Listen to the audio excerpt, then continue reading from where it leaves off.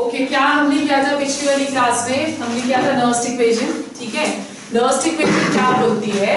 According to Nernst equation, E cell that is equal to E naught cell minus 0.059 upon n log of concentration of anode upon concentration of cathode.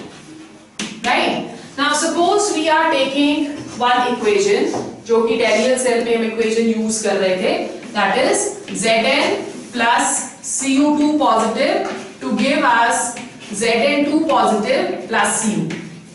अब इसमें आप देखते हो कि zinc की oxidation हो रही है, तो जो कॉन्सेंट्रेशन हम जिंक की लेंगे, लेट्स से कॉन्सेंट्रेशन हम इसकी एक्वस ही लिख रहे हैं, we do not know the concentrations, इसकी भी हम एक्वस ही लिख रहे हैं, तो कॉन्सेंट्रेशन जो हम एनोड पे लेंगे that is going to be Zn2 positive, और कॉन्सेंट्रेशन जो हम कैथोड पे लेंगे that is going to be Cu2 positive, right. You have also studied in class 11 कि इक्विलिब्रियम कांस्टेंट क्या होता है, पढ़ा हुआ है आपने K की वैल्यू। K की वैल्यू जब हम लोग लिखेंगे इस इक्वेशन के लिए, तो the value of the equilibrium constant that is the concentration of the products upon the concentration of the reactants, ठीक है, ये आ गया। अब जब हम इसको देखते हैं, K value is concentration of the products upon concentration of the reactants, तो यहाँ पे हमने पढ़ा है कि जो सॉलिड की हम कंसंट्रेशन लेते हैं that is going to be equal to 1, ये भी 1 हो गया, ये भी 1 हो गया, तो इसका मतलब K की वैल्यू यहाँ पे क्या आ गई, Zn2 positive upon concentration of Cu2 positive, ठीक है।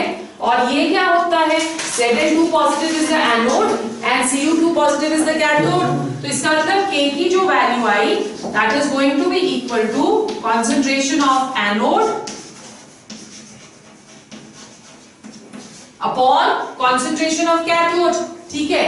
It is said that at equilibrium the forward reaction becomes equal to the backward reaction, तो अगर forward reaction backward reaction पे होगा तो E naught cell क्या हो जाएगा, E cell क्या हो जाएगा, that will become equal to 0, ठीक है। so we are saying that at equilibrium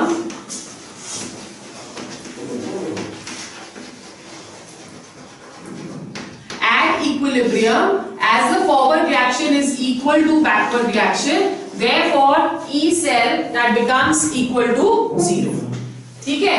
अब यहाँ पे हम लोग चलते हैं अपनी फर्स्ट वाली इक्वेशन पे और वैल्यूज डालते हैं एनोड और कैथोड की भी और E cell की भी। सो ये इक्वेशन हमारी अब क्या बन जाएगी, 0 is equal to E naught cell minus 0.059 upon n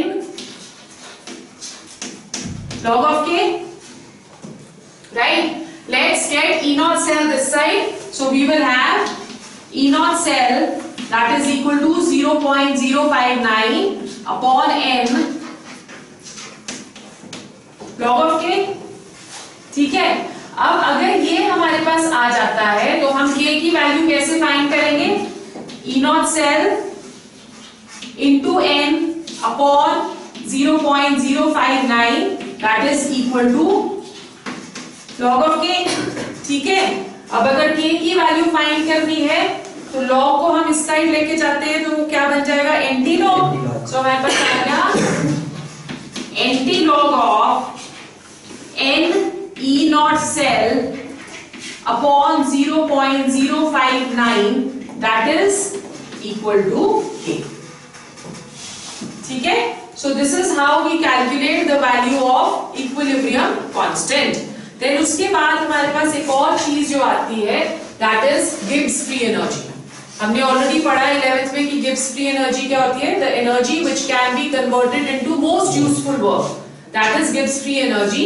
और Gibbs free energy को हम लोग किसके साथ represent करते हैं, that is represented by G. Now there is a relationship, जब भी हम एक सेल कर रहे हैं, कोई भी सेल कर रहे हैं, तो वो सेल क्या कर रही है, एनर्जी प्रोड्यूस कर रही है ना, और उस एनर्जी को हम किसी भी काम में ला सकते हैं। जैसे हम इलेक्ट्रिकल एनर्जी देख रहे हैं, तो इलेक्ट्रिकल एनर्जी हमारे को लाइट दे रही है, that light is a source of energy for us, ठीक है। सिमिलरली सन जो एनर्जी देता है उससे हम बहुत सारे काम करते हैं। हाइड्रो इलेक्ट्रिसिटी जो प्रोड्यूस होती है वाटर की एनर्जी से प्रोड्यूस होती है, ठीक है। So every energy has to be converted into some kind of work और दी अदर। उसी तरह से यहाँ पे भी जब हम लोग सेल की ऑपरेशन करते हैं तो वो वाला जो सेल होगा that is going to give us energy. What is the relationship, let's see. Alright, when we are talking of delta G, we say that delta G that is, standard ले लेते हैं इसको भी हम, delta G that is equal to what, it is equal to maximum work done, right. और जो maximum work होगा एक किसी भी सेल में वो कौन करता है, इलेक्ट्रॉन्स करेंगे, बिकॉज मूवमेंट ऑफ इलेक्ट्रॉन्स की वजह से एनर्जी प्रोड्यूस होती है, ठीक है। और दूसरा पोटेंशियल डिफरेंस जो होगा that is also going to help in calculating the most important or most useful work which is done. और lastly क्या चीज help करेगी, that is the charge which is flowing through the cell. तो जब हम इन सबको combine करते हैं तो एक expression हमारा निकलता है. We know that for spontaneous reaction delta G should be equal to negative. So that is equal to minus NFE naught cell. Right, where E naught that is going to be equal to standard reduction potential. Okay, अगर हम एक relationship between delta G और equilibrium constant करें तो क्या value आ जाएगी, delta G that is equal to minus 2.303 RT log of K. Right तो ये जो दोनों रिलेशनशिप है ये हमें न्यूमेरिकल्स के लिए यूज होते हैं. Have you understood? सिग्निफिकेंस लिखो इसका. The above equation significance, the above equation helps us to predict the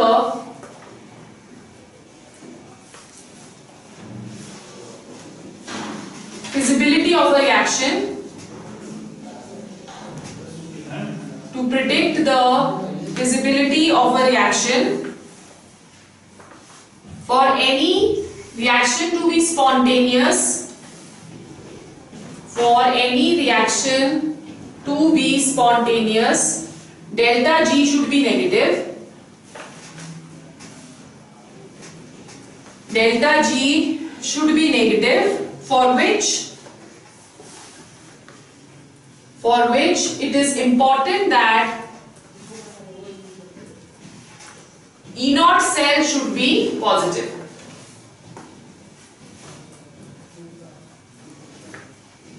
It is important that E naught cell should be positive. तो यहाँ पे इस वाले एक्सप्रेशन में देखो कि अगर रिएक्शन स्पॉन्टेनियस होनी चाहिए तो डेल्टा G क्या होना चाहिए, दैट शुड बी नेगेटिव. और ये नेगेटिव तभी हो सकता है और अगर E naught सेल जो है वो पॉजिटिव होगा. ये हमने इलेक्ट्रोकेमिकल सीरीज में भी पढ़ा था कि अगर हम लोग E naught सेल की वैल्यू कैलकुलेट करते हैं तो E naught cell that is equal to E cathode minus E anode. ठीक है, तो एक रिएक्शन फिजिबल तभी होती है अगर value of E naught cell that becomes equal to positive.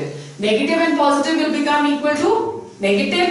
Therefore delta G is negative and the reaction that is going to be spontaneous.